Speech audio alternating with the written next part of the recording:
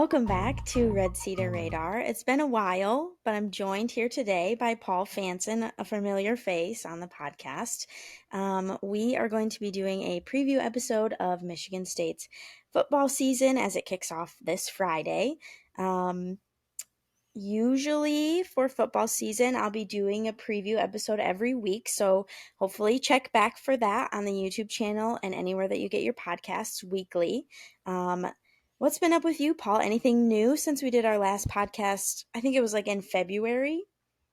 It might have been. I think we missed the entire NCAA tournament, which was We did. somewhat uneventful for Michigan State. So I guess Right. that's okay. But yeah, it's been a busy summer for me. I actually got married and moved and blended families and had all sorts of adventures. Took a cruise. I actually took Awesome. the exact same agenda as Nate Carter, which I found out at Big Ten Media Days. But he was on that agenda a week or a month before I was. So I was Oh, that was surprised by that when that's he was funny. explaining that at Big Ten Media Days. Okay. So Well, that yeah, sounds like a Huh. very eventful summer. It's been busy. It has been busy, Yeah. yes, but good kind of busy. So can't Yeah. complain. Yeah.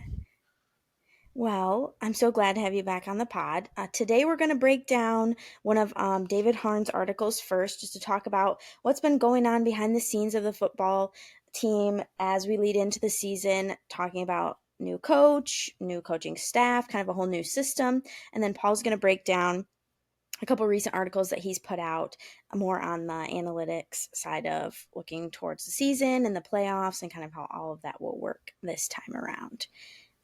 Why don't we just jump right in? So, all of these articles that we talk about will be linked in the description of the episode. So, if you want to check it out, head over to Spartans Illustrated and read more. Definitely consider subscribing as we head into football season. We'll be pumping out quite a bit of information over there at Spartans Illustrated.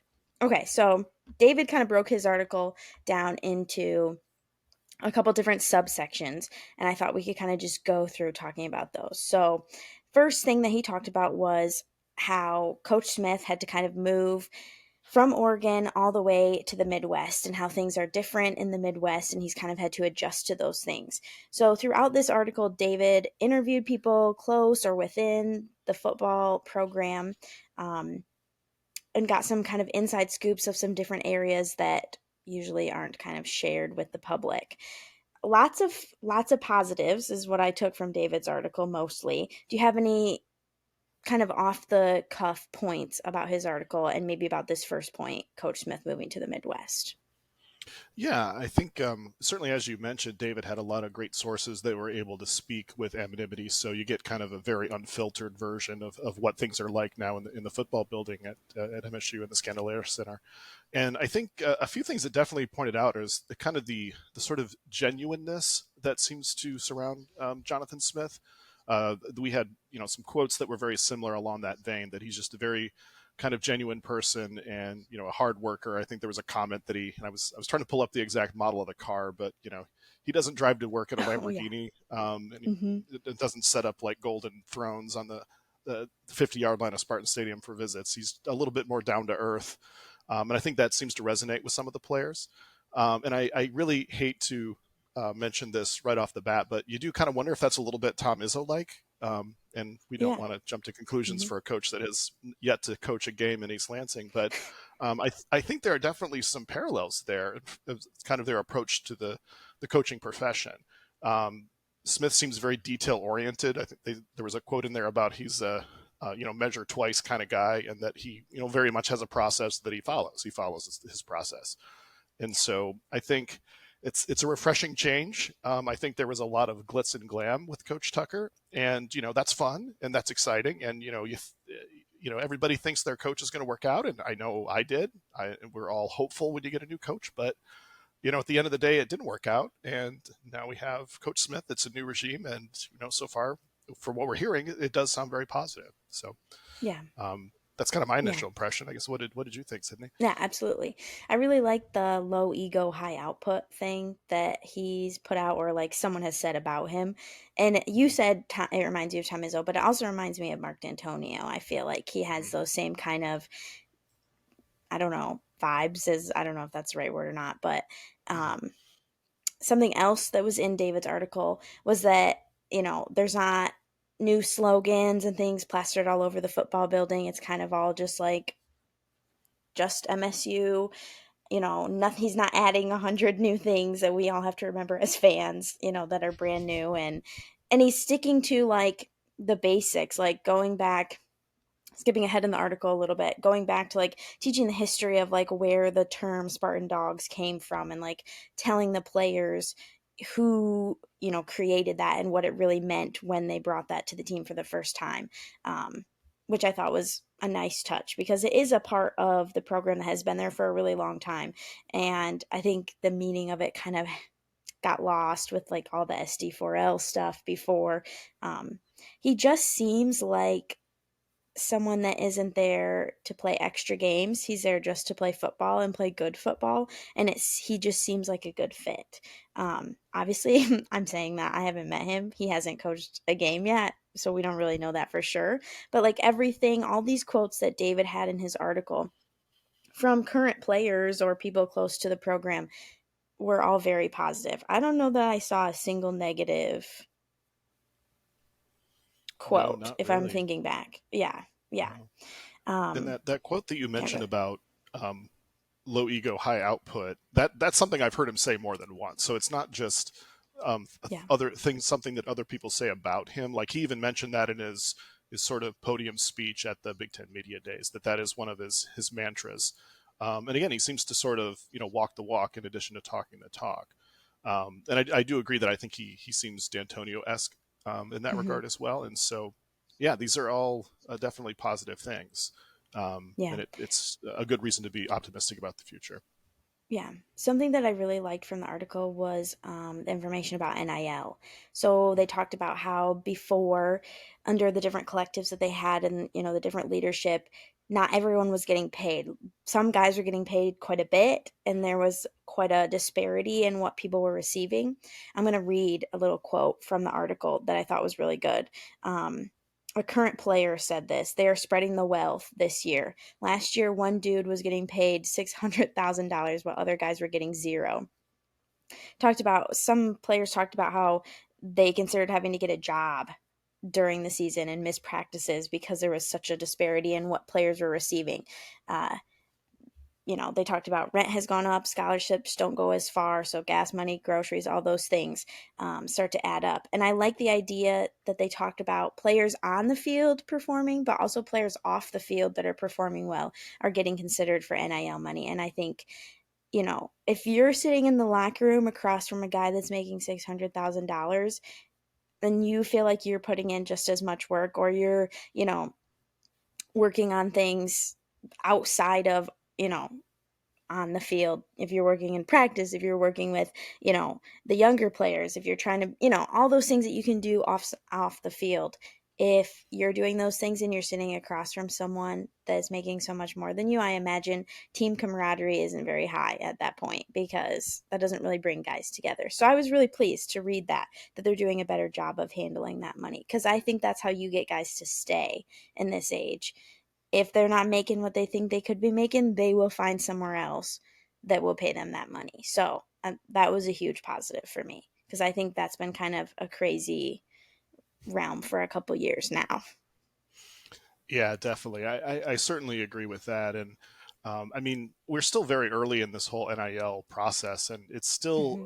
very much the Wild West. And I think, every program is just trying to figure out their way through it. And I do think that things will settle down and there will be kind of guidelines, officially or unofficially, that will kind of wind up settling into place.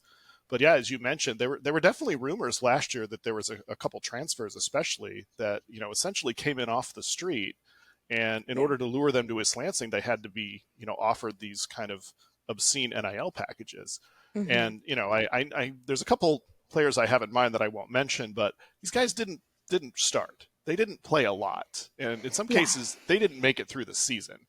So, that's just not a very sustainable way to, I don't want to say run a business, but certainly not a sustainable way to run a program, because, as you say, it Hmm. has consequences for the locker room. And Yeah. we've heard some rumblings about that. I mean, there was definitely, everybody was kind of saying the right things last year, especially after Tucker left the program. And, Hmm.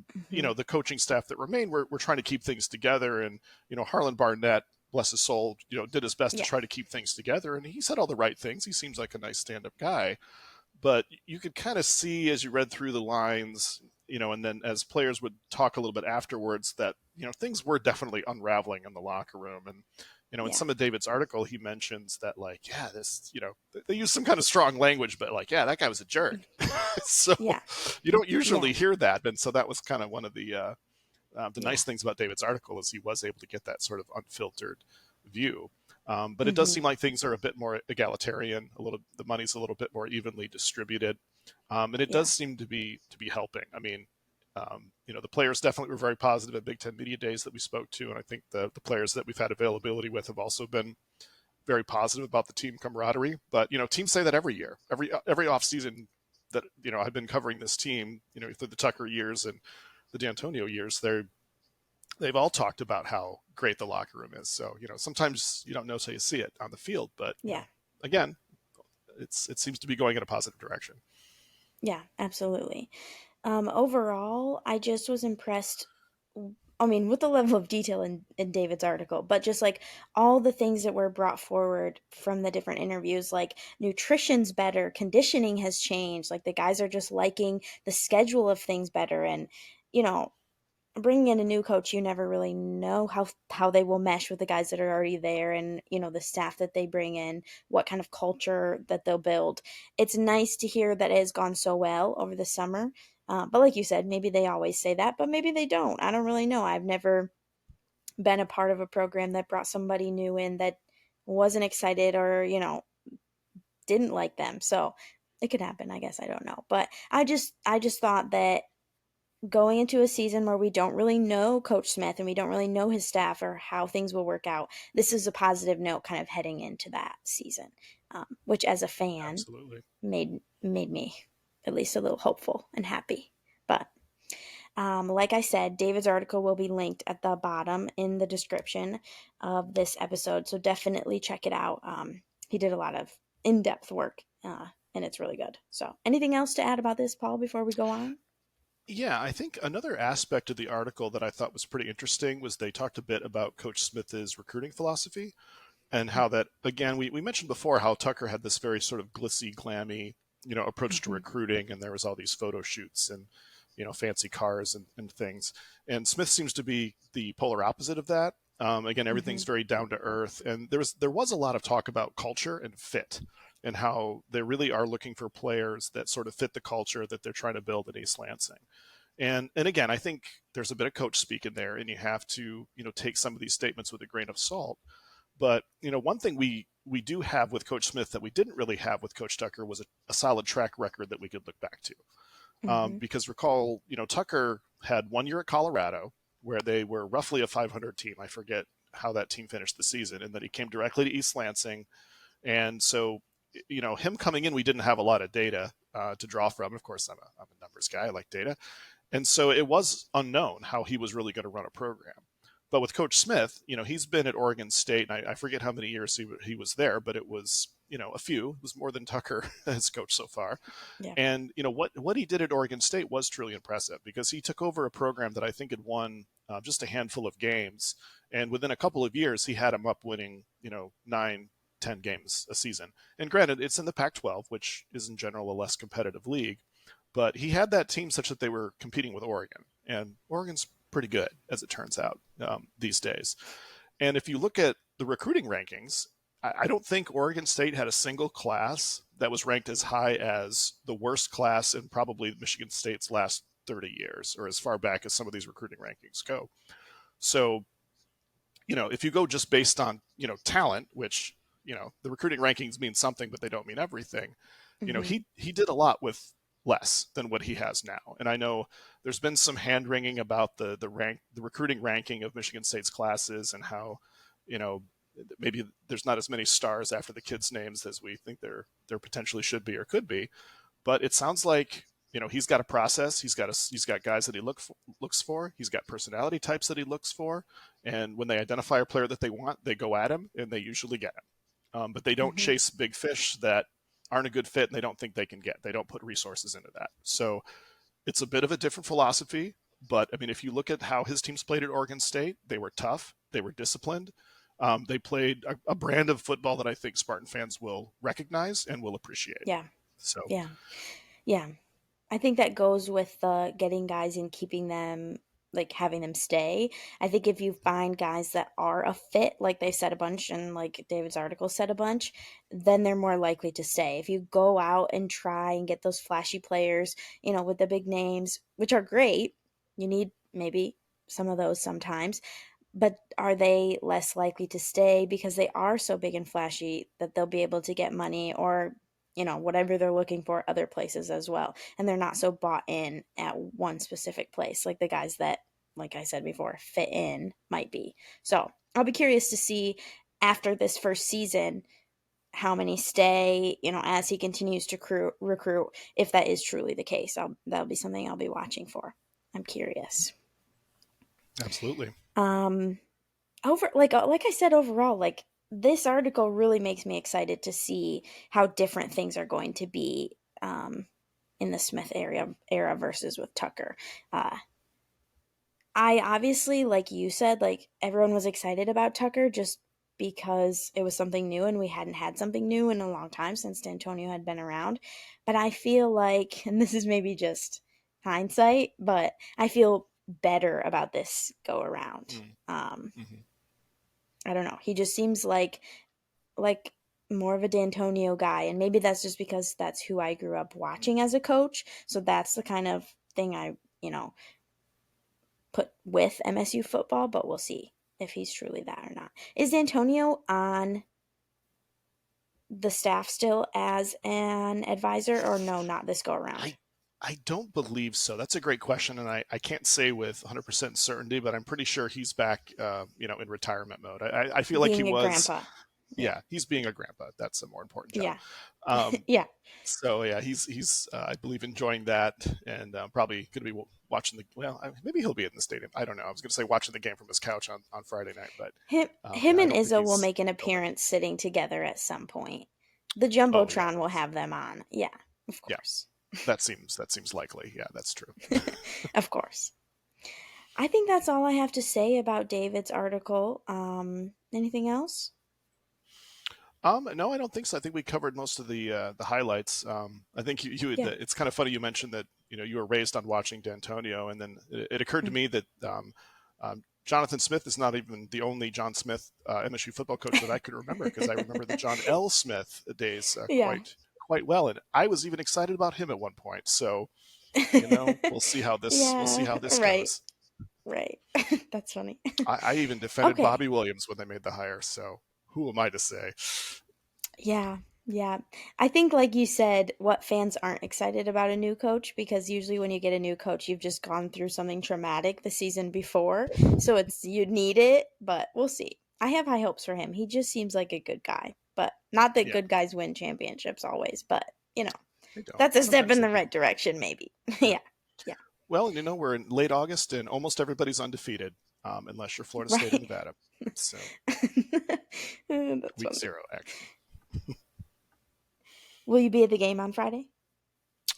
Um, I believe so. I've got a line on some tickets for the family, so it's not 100% Nice. sure that I will be there. I'm not going to be covering the game in the booth this time. Okay. I have done the opener 3 or 4 years in a row. I've It's just Oh. worked out in my schedule, and I have done that on that Friday night. But Hmm. I didn't. I had picked a couple other games that I'll be covering live this time, but I might just be a fan Okay. this week. That's the plan Okay. if it works out. Yeah. Hope I don't know. I heard rain is coming. Did you Oh, hear I didn't even that? check that. I'm Yeah, really I don't bad know. about I checking weather forecasts, so That weather was is a something while that ago. happens to me. Let's hope it changed. It I changed. hope We don't so. need to talk about it anymore. It's enough time in Okay, advance. Who knows? right. You can get a poncho. You'll be fine. No problem. Hmm. Okay, let's move on to talk about some of your most recent articles. So you've been Sure. putting out quite a bit in this preseason. Um, just like I said with David's article, Paul's article will be linked down in the description as well. Which one are you going to start with? Are you going to start with kind of preseason schedule, or what are you thinking?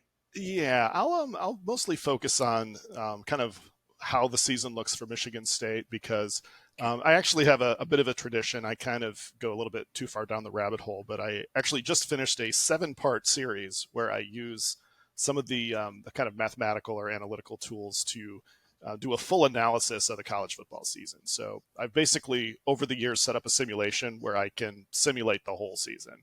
So I had a little bit of fun this summer trying to rejigger everything with all the teams moving around, and now we have 12 teams in the playoffs instead of 4. So that was a kind of a good chance to clean up the simulation and actually tweak it, make it a little bit better. So there's some kind of fun numbers that we can go through. But I did talk a little bit about some of the previous data, and I guess just one thing that I will point out from the first part of the article is that the preseason rankings are generally accurate, but they're only accurate to a certain degree. And so the main takeaway from that is when you see like a total win projection, it's usually accurate to about 2 games. And when I say accurate, I mean within one standard deviation. So about 2/3 of the time, you're within 2 games. That's pretty consistent. And teams they'll usually finish the season within about 20 spots of where they started, which is pretty close, but it's also pretty far away. So, Yeah.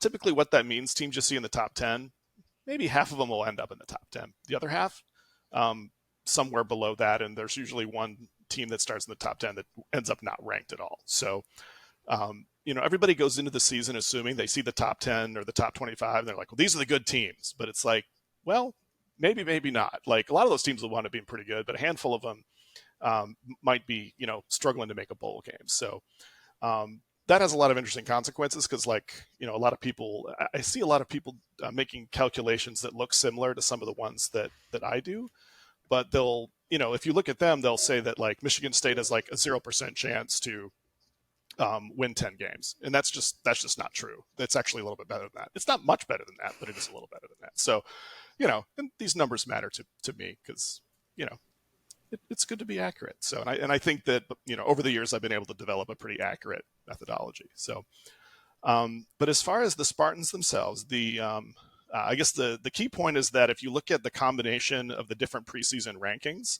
MSU is very much a middle of the pack, not in the Big Ten per se, but for all like Division I teams. The average rank that I was able to pull out of the kind of 4 main sources that I used in the preseason was number 66. So, that's pretty middle of the pack. Yeah. And if you go through some of the Vegas betting lines, the over under for win predictions for the Spartans is right around 5. And Okay. the neat thing is that when I throw all of this data into my computer and churn it out, it'll tell me that the expected value of wins for Michigan State is 5. So it all checks out. I think all of the experts are basically working on the same information, and they kind of all wind up with the same answer. Now that answer is probably not correct, but on average it is, with a Yeah. lot of variance. So that's where MSU is now. They could wind up being better than that. They could wind up being worse. But if you look at the overall schedule, basically there's 2 games that MSU will be heavily favored in. So that's the first game against Florida Atlantic, and then the FCF team that we have in the schedule now, Prairie View A&M. MSU will Hmm. be a huge favorite over both of those teams. They're only about a 10 or 12 point favorite over Florida Atlantic. They don't really give point spreads for teams like Prairie View out of the FCS, but it's probably like 30 points is probably where we would expect, because that was not a particularly good FCF team. There are a few FCF teams that are quite good. I believe Montana State, beat New Mexico over the weekend in week 0. So that was an FCF team that beat a lower level FBS team. So that does happen, but that should not be a competitive game. If it is a competitive game, it's going to be a long season. So those are the 2 that you can kind of look at and say, yeah, MSU should win those 2 games. But that, the first game on Friday night, it might be closer than we'd like, but I guess we'll see how that breaks out. And then if you look at kind of the opposite side of the coin, MSU has 4 pretty tough games on the schedules, 3 really hard, and then 1 pretty hard. And they all sort of come right in that middle part of the season. So those games are, of course, there's a home game with Ohio State, 2 road games, 1 at Oregon, and 1 at Michigan, and then a slightly easier game against Iowa. So the reason those games are pretty tough is because Oregon, Ohio State, and Michigan, well, they're all ranked in the top 10 in the preseason, and Ohio State and Oregon are ranked in the top 3. So those, at least according to the the consensus polls that I look at, those are, two of the best three teams in the country, Georgia being the third is the preseason number one generally by the consensus. And Michigan, is in the top 10 as well. So, I mean, in Michigan, I think there's a lot of valid question marks for all sorts of fun reasons. Um, but, Can I right ask now you they're if you could make a sure. prediction right now about the Michigan game, what do you think will happen? Oh my goodness. Well, Because okay, there's the because there is so many question marks about what's going on, If there wasn't, I wouldn't even ask you that question because I wouldn't want to know your answer, but I'm curious to know what you Oh my think. goodness. I could give my opinion about the Wolverines for a long time. So I'll try to give a short answer. I mean, the my official mathematically sound answer is that right now I Mhm. have MSU as about a 20-point underdog in Ann Arbor because that game Yeah. is in Ann Arbor this year. So Yeah. the Spartans will come in as a pretty heavy underdog. But that's assuming everything we know now to be correct, which is that Michigan's a Right. top 10 team, MSU is like a number 60 team. If that's the Yeah. case, it's going to be a big potential margin of loss for the Spartans. Mhm. But honestly, I the situation in Ann Arbor is very intriguing for lots of reasons. I think Mhm. with the potential specter of some form of NCAA punishment coming down, although I tend to believe that they deserve punishment, but probably won't get it. Is where Yeah. I kind of think what will happen. Um, but when you put out Netflix documentaries, um, you're kind of asking for it, right? Like that's the thing Yeah. that's crazy. It's like if they would just kind of take their medicine and be like, yeah, we broke the rules. I honestly think the NCAA would go easier on them, but who knows? We'll see what happens there. But then, as far as the football field goes, I mean, they had a lot of coaches leave, and Sharon Mhm. Moore, he did a good job with the pretty much everybody but Harbaugh and the existing Yeah. players. But he's an unknown quantity too, and so Mhm. I mean, when he's not spending time deleting emails or text messages, I suppose he's probably focused on coaching, but that's pretty much an Yeah. unknown too. Um, Mhm. and so it's really hard to say. And then and then you add on top of that, um, anytime you play a game between Michigan and Michigan State, you need to expect the unexpected. Yeah. So if Michigan gets off to a little bit of a slow start, and they have a tough schedule, they have they play I think both Texas and Oregon. I don't know when that Oregon game is, but Mhm. they play Texas I think in either week 2 or 3, and Texas is a top 5 team too. So Yeah. things could start a little rough for the Wolverines, and it could be a bit of a snowball. I mean, there's all sorts of different scenarios that could play out, and I got to tell you, if the Wolverines do have a bit of a downturn, they wind up 7-5. Just as an example, to throw a number out, it's going to be a lot of questions about the effectiveness of that Yeah. sign Yeah. stealing scandal now, isn't there? So it could get real interesting real Mhm. fast. Mhm. But as far as predicting what'll happen, I don't know. I mean, it seems like they're sort of bound to regress to the mean because I think they also got a little bit of good luck last year. Yeah. Usually the teams that go undefeated, they have to. That's just the way it works. Um, Mhm. and luck turns around. So we'll see. Yeah. But Yeah. I'm not exactly unbiased when it comes to the Wolverines. So maybe I'm not Right. the best person to Absolutely. Well, ask. that's why I asked because I wanted to hear that answer. So there you go. Okay, keep going. Keep going about your Okay, article. Sorry to interrupt. that is quite all right. I will riff on the Wolverines any time of day. So yeah. So anyway, there are those three very tough games: the Ohio State game, the Oregon game, the Michigan game, and likely the Spartans will be over a 2 touchdown underdog in all of those games, assuming that what we know now is correct. Um, and then there is that game against the Hawkeyes, and Iowa. They're roughly a top 25-ish team. I think they actually do come in right at number 25, and if I sort of average all of the preseason rankings. Um, the Spartans do have the benefit of playing Iowa at home, but it is right in the middle of that very difficult gauntlet. So it's going to be tough, but again, it's at home. And it is after a bye week. So I think if the Spartans are looking to get a win in that very tough gauntlet, that's certainly possible. Now, I think the math tells me, again, knowing what we know now, that there's probably a 50-50 chance that MSU gets one game out of that stretch of 4. So I guess we'll see how the season plays out, but that's kind of where it projects now. So if you take the 2 likely wins and the 4 very tough games, then that leaves 6 games left on the schedule. And all of those are pretty close to toss ups right now. You got 3 road games and 3 home games in that stretch. Um, And for better or for worse, two of those road games come real quick. So in week 2, MSU goes to Maryland, and in week 4, after the Prairie View game, the Spartans go to Boston College. Um, and basically all of these teams that are near close-ups or near toss-ups rather, they're all of those teams are pretty closely ranked to Michigan State in the preseason. Maryland's supposed to be a little better. They come in around 48th is where they land, and actually Boston College comes in at 58th, so they're also generally speaking considered to be a little better than MSU. But time will sort of tell how those games play out. The fact that both of those games are on the road means that MSU is likely going to be a few points underdog in both of those contests. So I think it's likely that even if the Spartans blow out Florida Atlantic, and I'd have to look to see who Maryland plays in the first week, they're likely to be a few points to a touchdown of an underdog in week 2. And then the Boston College line looks like it's going to be a little closer, but we'll see. So you get those two tough games, tough enough road games. They're not it's not like again you're playing at Oregon, but those games are going to be challenging.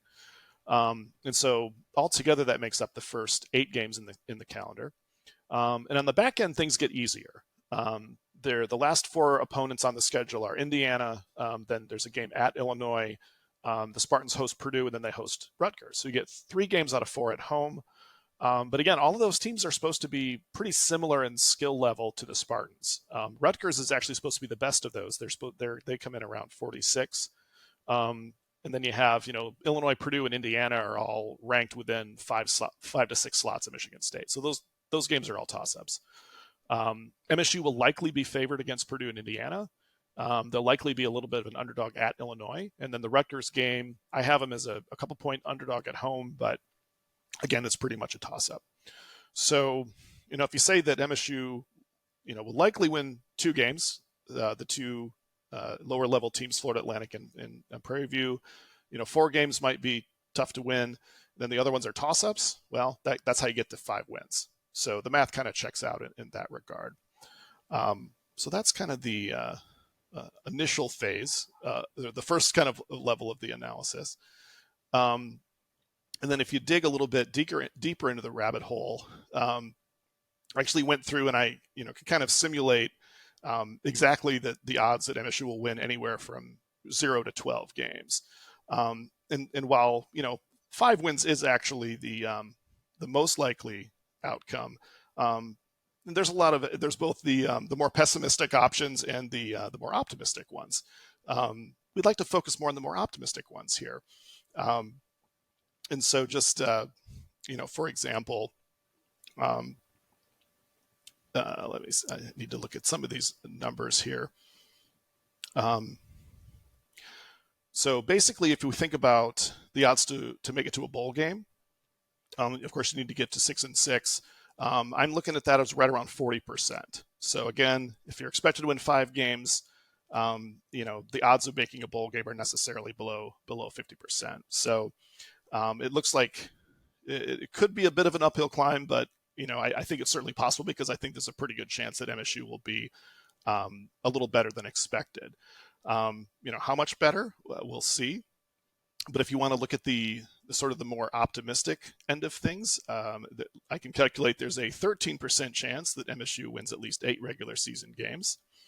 And then, there are, even odds that are a little bit better that MSU will win even more games than that.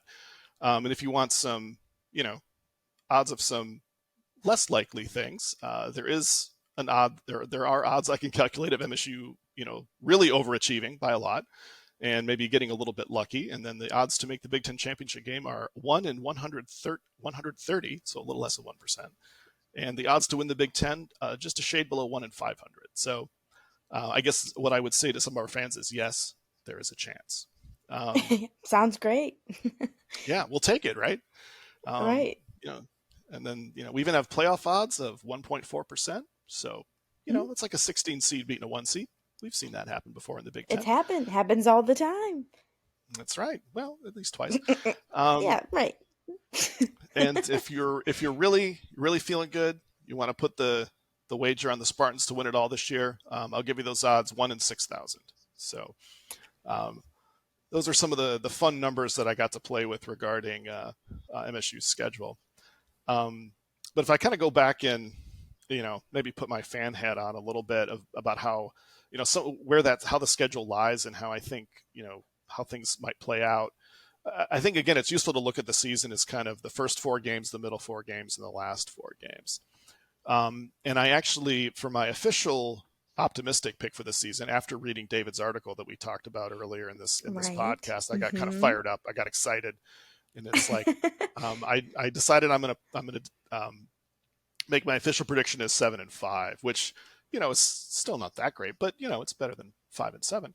Mm-hmm. And so the way I kind of view this or think that this might play out, I do think MSU will get the win over the two over Florida Atlantic and Prairie View. If things go south on Friday, then all bets are off. But I think Spartans will get those 2 wins. The game at Maryland, it just seems like if MSU wins that game, I think then the eyebrows will start to rise because Mm-hmm. Maryland's been really good in September. They have not necessarily been good after that, but they've looked really good in the first 4 or 5 weeks over the last several, So lucky almost decade. us to get, or lucky Michigan State to get them in September. Of I course. know. I did think that. Like when you see that schedule, like really, week 2 at Maryland, really I Big Ten know. schedule maker. So I think that's going to be tough. But I think the linchpin game of the season is actually that week 4 game at Boston College, Mm. because I think that's a very winnable game. Boston College they're supposed to be about the same level of Mm-hmm. proficiency of the Spartans, of maybe a little bit better. Boston College is at home, so there's a reason why they likely will be favored if that Yeah. game were to be played today. But the sneaky thing about it is if I remember Boston College's schedule correctly, they actually play 2 pretty difficult games like right before they play the Spartans. So I think there's a good Let's chance that see. they're going to come in a little bit worn out.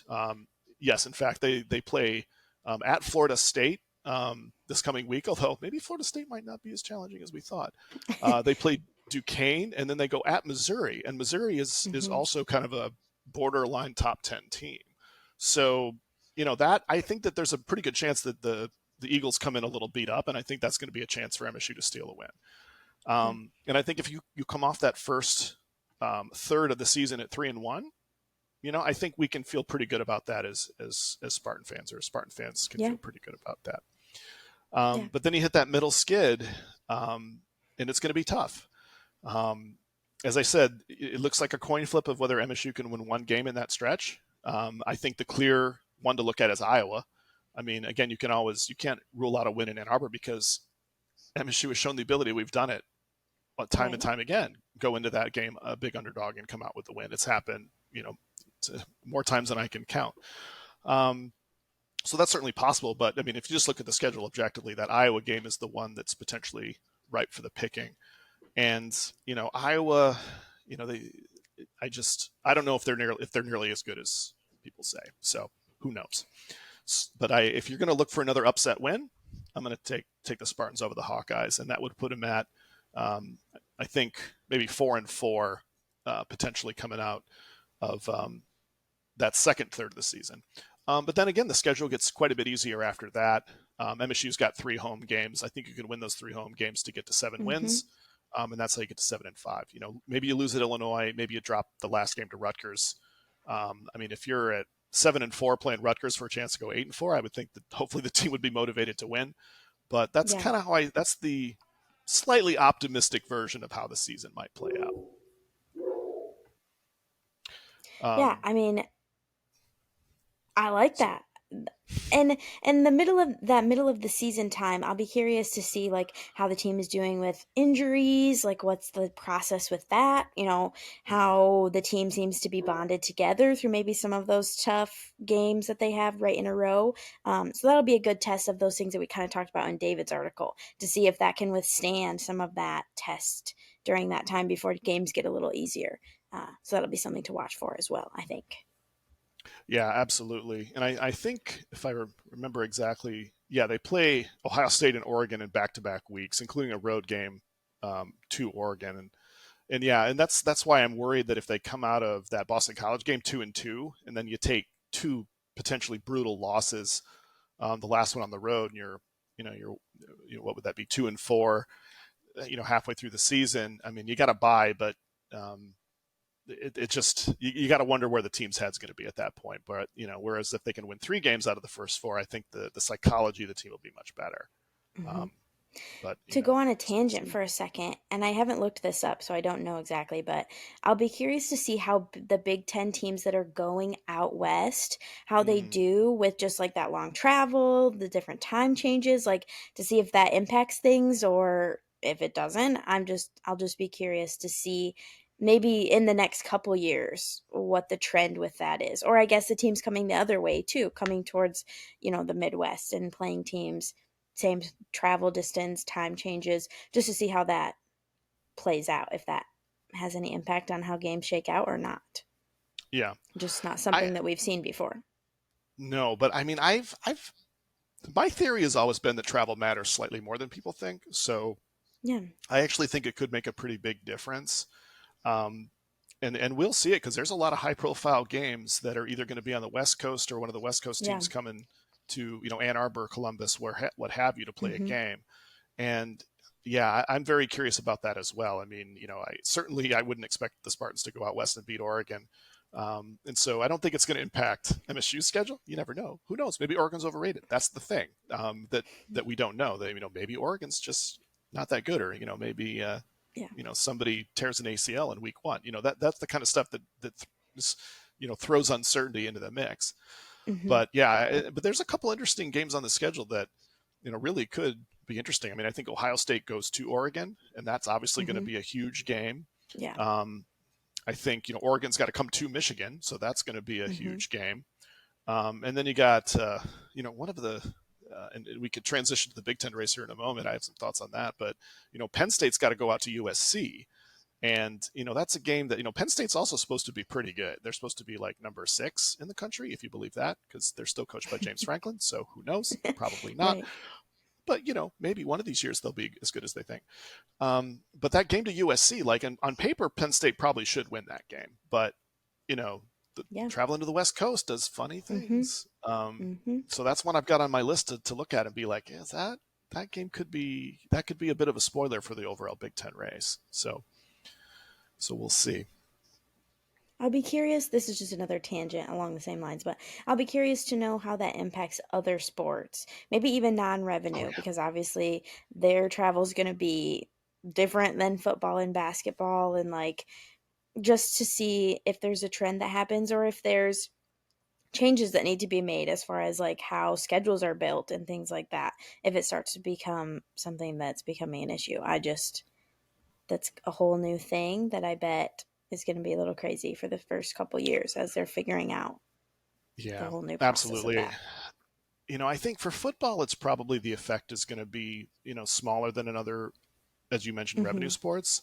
But like for basketball, when you have 2, sometimes even 3 games in a 7-8 day span, crisscrossing the country is really not great. And I mean, like, Hmm. these, for 20-ish-year-old people, jet lag is not Right. quite so bad, but it's still tough on Hmm. the body. And if you're 1% less sharp in a close game, that could matter. So Right. again, I tend to think these travel issues are going to be more significant than people realize. But I guess we're a coast We'll to see. coast conference now, so Yeah. I guess Oh, did everyone's you going to have see to the deal with it. new commercial for the Big Ten? Did I you watch the I new believe I commercial? did. Yeah, it Mm-hmm. looks Mm-hmm. yeah, they did a nice job with that, of kind of capturing the spirit of the sort of fly over the country Big Yeah, Ten yeah, yeah. ad. So that was Well, that was I nice to I see. wasn't sure if they were gonna completely change it up and do a whole new thing, or if like they did, they kind of pieced together what they already had with the new, and I liked that. I was impressed. So,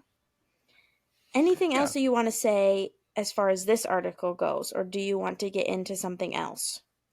let's maybe touch on the Big Ten race just briefly, Okay. because I think Yeah. that that will be sort of interesting. And odds are the Spartans won't be a serious contender for the Big Ten this year.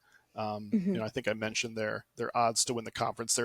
Uh, their odds to win the Big Ten are actually number 16th place out of the new 18 teams in the conference. The Spartans' odds are only slightly better than Purdue's and Indiana's odds. So that's not great. And part of that's last year the schedule was very difficult. The Spartans don't really have so much of an excuse for that this year because the schedule is on the tough side, but it's really just slightly below average. So um, I guess there's two sides to look at that coin. One is that if the Spartans are a lot better than we think, which I think there's some reason to believe that, and I guess we could talk about that a little bit later. Um, but there is that opportunity to improve because the schedule is tough. There's tough games, but there's still a lot of winnable games on that schedule too. Um, but I think that the interesting aspects of the Big Ten race will be that Ohio State is picked to win the conference nominally. They have the best odds, but they also have, I think, the toughest schedule, or one of the toughest schedule of all of the kind of main conference contenders. Actually, they do have the toughest schedule of all the conference contenders, and that, as I mentioned, includes games both at Oregon and at Penn State. And so, actually, when I kind of go through my simulation methodology, I typically tend to pick like one, overall scenario. And I actually have Ohio State losing two games and falling out of the Big Ten race. But then what that leaves, the three teams that may benefit from that are Oregon, Michigan, and Penn State. And so, depending on how that plays out, one of my observations going through some of these different scenarios is that there's going to be some wacky tiebreakers in some of at least one of the major conferences that are going to they're going to make some fan bases angry. I think people are going to be mad online. That's my one prediction for how late November is going to go. Um, and I guess actually, I think just today the official Big Ten tiebreakers were released, and unfortunately, I didn't get a chance to look at those in detail. Um, but there are a couple funky scenarios that I was thinking through where if you have like a three-way tie between Michigan, Oregon, and Iowa, if the tiebreakers are written a certain way, and I apologize for not knowing, but most likely they have to do with common opponents, and that could actually be to Michigan's detriment because they could potentially lose a tiebreaker with Oregon despite beating them head to head because of a team like Iowa that neither of those two teams played. And the tiebreaker in that case would be all the teams played Ohio State, and if Michigan goes to Ohio State and loses, even if that's their only loss, they could get shut out of the Big Ten championship game. That's actually the scenario that I have mapped out. Where actually Oregon beats Penn State in the Big Ten championship game. So, will that come to pass? I don't know. Penn State's got a pretty favorable schedule. They really, as I recall, they don't really play too many of the contenders other than they play Ohio State, but they get to host them. And then the toughest next game in their schedule is at USC. So they avoid all of the other kind of main contenders. And Iowa's also got a super soft schedule too, because I think they maybe only play Ohio State of the major contenders. So they could kind of sleepwalk into a 7-1 record almost, or an 8-1. I guess there's 9 games, so it would be 8-1. I've been saying 7-1. I didn't mean to say 8-1.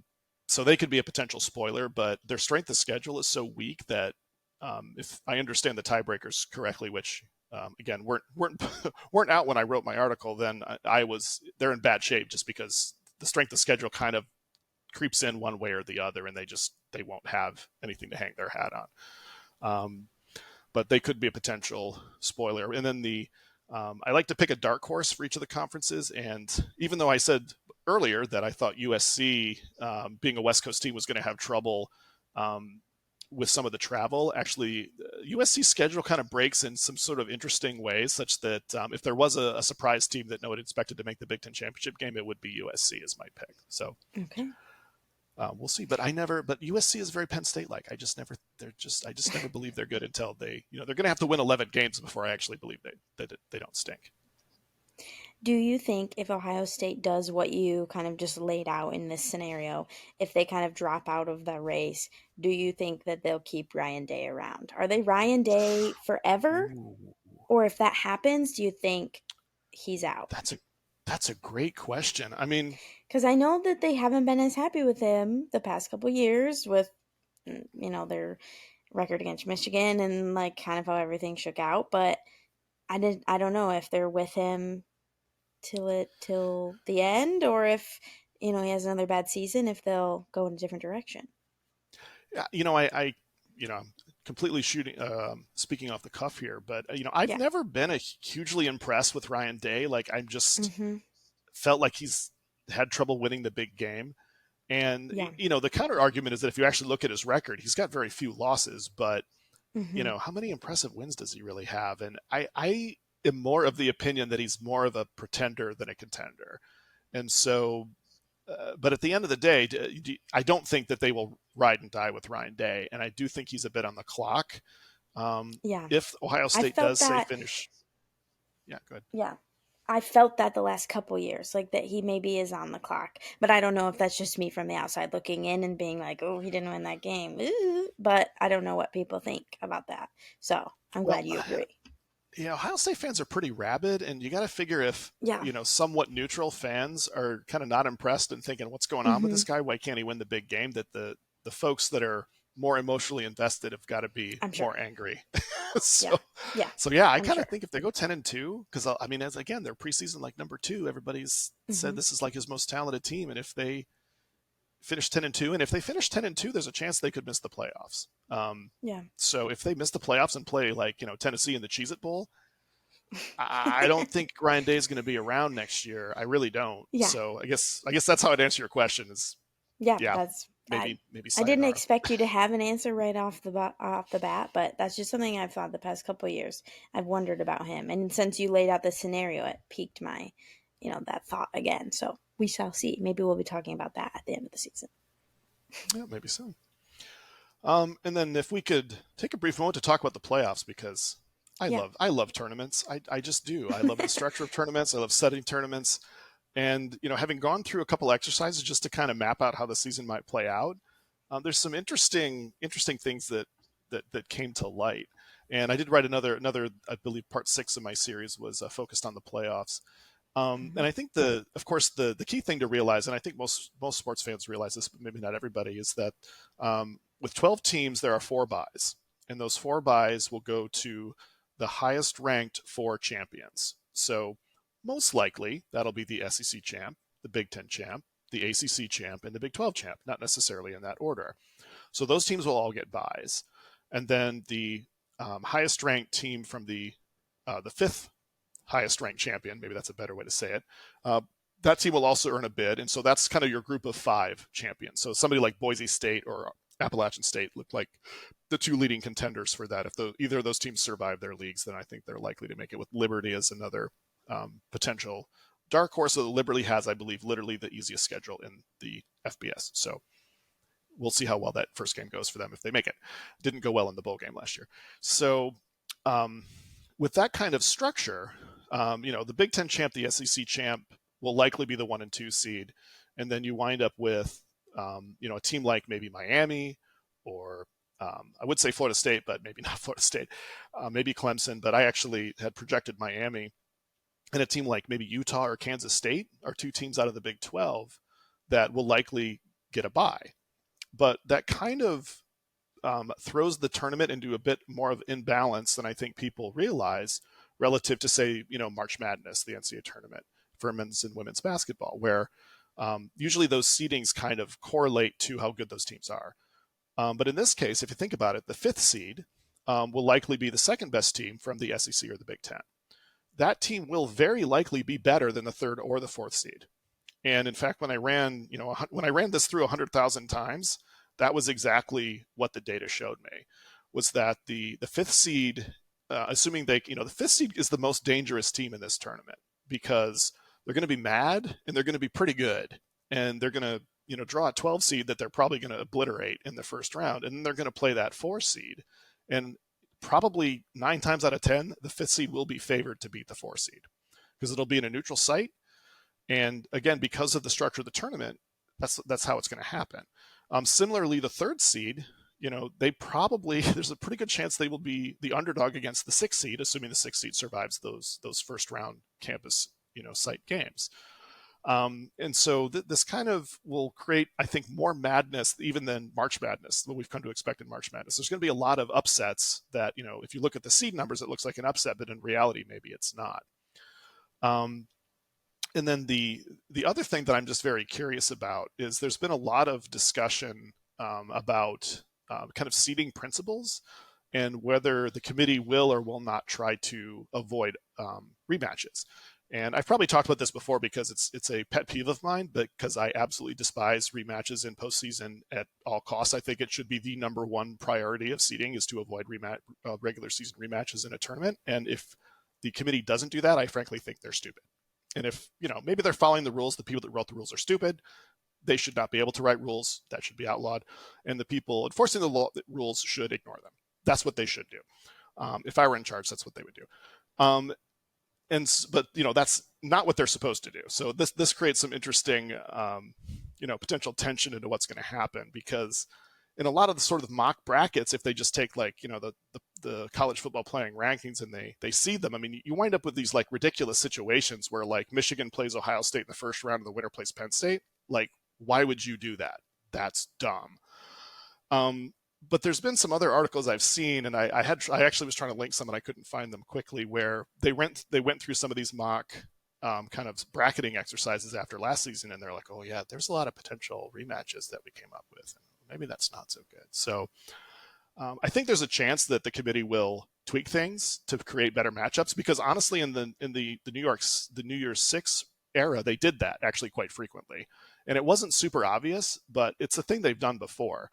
And the example that I've used before is in 2014, back in the good old D'Antonio era, MSU played Baylor in the Cotton Bowl. But if you were to actually read the rules, going into that final week, it looked like MSU was going to the Orange Bowl, because MSU would have been the highest ranked Big Ten or SEC team not in the 14 playoff, which I think did exist for the first time that year. But the other opponent in the Orange Bowl is the ACC champ, which that year I believe was Georgia Tech, who was like not ranked very high at all. They were like 25 or something. So very similar to the situation we could see in the 12-team playoff. A lower ranked team winds up as the 4 seed. But the committee actually switched Michigan State and Mississippi State in the final poll for no reason, because neither team played. They just switched them arbitrarily. But that created a better matchup. It put the quote unquote better team, Michigan State, against Baylor in the Cotton Bowl, and it forced Mississippi State to play in the Orange Bowl. So they've done this before, and it's not exactly the same people. The principles are different, but I think there's reason to believe that they will take some of those things into account. And they should, because if nothing else, again, when I ran through some of the numbers, the seeding on some level doesn't even really matter, because if that 5 seed is really good, there's a good chance they'll play that number 1 seed in the semifinals. But there's a chance that those are 2 of the 3 best teams in the tournament, and that shouldn't happen in a well-bracketed tournament. So the idea that they should very strictly follow this arbitrary seed list, when, do they really know the 7 team is better than the 8 team? They don't. They think they do. They don't. So it's silly to overly concern themselves with those rules. They need to just create a tournament that's fun and that seems competitively balanced, without worrying about whether, that team is number 8 and this team's number 7, so we're gonna no, just don't overthink it, committee members. Do the right thing instead. So that's my piece of advice for them. But I do think that the 12-team playoff, it's going to be fun. I was a bit resistant to this at first, but I think now that it's here, it's going to be exciting. And as I say, I think it could be wackier than we expect, because I mean, there's other scenarios where I mentioned Ohio State could take 2 losses, but they still could be a pretty doggone good team. And Georgia actually is in the similar boat. They have a very tough schedule. They've got 3 very hard road games. What if they lose all 3 and they're 9-3? They could miss the Yeah. playoffs. But if they sneak in at 10-2 as the 11 seed, they could be the favorite. And in fact, they could, in that scenario, be the Vegas favorite as the 11 seed. That's certainly possible. So I think it's going to be wilder than people expect. So that makes it fun.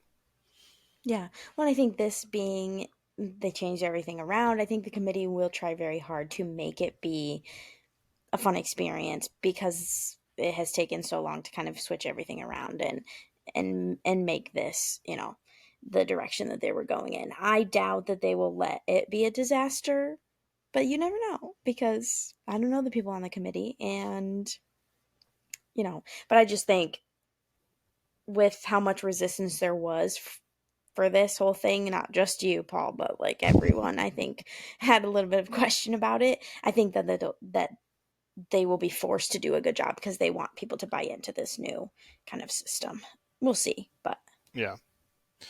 Well, and one thing just occurred to me, and um, I'm going to say something that hopefully is correct. I believe the new chairman of the selection committee is none other than University of Michigan athletic director Ward Manuel. I believe he's at least on the committee, and he Mm, might be the chair. And as we all know, they don't really care so much about rules in Ann Arbor, so yeah, maybe they'll true. just ignore that whole seating thing. So that Yeah, gives me no hope as well. problem. Absolutely. Putting our trust in him is great. In Ward, we trust. Yes. Anything else you want to say about kind of the playoffs? I feel like No, you I covered think a lot of stuff. yeah, I think I've covered it. I'll just make one final comment about Michigan State season, and I mentioned earlier how I think there's reason to believe they might be better than we expect. And I think a lot of that has to do with the offense, just because if you look at a lot of the preseason, prognosticators' comments on MSU, they predict the offense to be really bad, and I think they predict that because the offense was really bad last year. But we have Mm-hmm. a different set of players this year, a different set of coaches, Yeah, and I think there's reasons to believe that offense will be, you know, at least average and maybe above average if Aiden Childs is as good as we think he could be, and the running back yeah. room is solid. We got good receivers. We got a new tight end that could be Mm-hmm. all Big Ten caliber. So there's reasons to be optimistic about the offense. The thing that worries me is the offensive line. I think that's what worries everybody because the depth is Yeah. there's not a lot of proven talent and there's not a lot of depth at all. So Mm-hmm. that's really the biggest question mark. And I think the defensive line is kind of in the same place for the defense. So the defense should be Yeah. solid. I don't know if they're going to be great, but if the offense can put up some points, I think that 7-win threshold becomes a lot more realistic. And Yeah. that's another reason I have Absolutely. maybe more hope than some do. Yeah. Yeah. I agree. You know me, though. I always have hope, so That's why I can't like you, say too Sydney, much. because you're always a glass half full kind of person. So, I well, bet. well, So Sydney, Brendan, who usually joins our pod, puts out an article of season predictions every year. He's been doing it for like as long as he's been with Spartans Illustrated. And I have to refrain from participating because I would always be, all wins, no oh no, losses. So yeah, I don't wanna put that out there. I like to keep that in because it's a little bit insane and I don't want, everyone on the internet to know, just the subscribers, to our podcast to know that about me. So like keep that close to the chest. Um, this has been a great episode, Paul. I'm yeah, pumped up for the start of the season. So Michigan me State too. takes on FAU on Friday, August 30th. So just coming up here a couple days at Spartan Stadium at 7 p.m. We'll just say there's not going to be any rain. We'll just say that right now. We won't even look at the weather forecast, like Paul, said earlier. I never Um, do. yeah, yeah. Hopefully, Spartan Stadium will be full, and I'll be very curious to see what Coach Smith runs out onto the field, what is playing when he runs out onto the field. So there's a lot of thunderstruck partisans out there. I'm kind of ambivalent. Hmm.